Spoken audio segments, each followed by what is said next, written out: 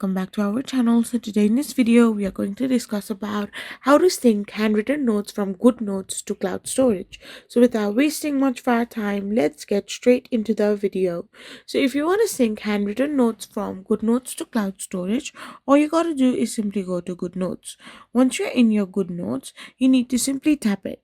Now, to sync your GoodNotes to cloud storage, you can use the built-in cloud sync for Apple devices. Like you can find the iCloud sync or automatic backup to services like Google Drive, Dropbox, or OneDrive access via the GoodNotes setting. Once you have clicked on the gear icon, you can choose the cloud and backup settings.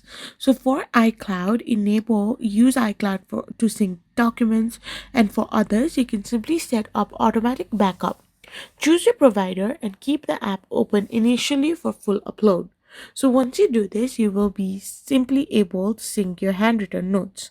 I hope you found this video helpful. So don't forget to hit that subscribe button and to give us a thumbs up. We will be back again with more informative videos. Thank you for watching.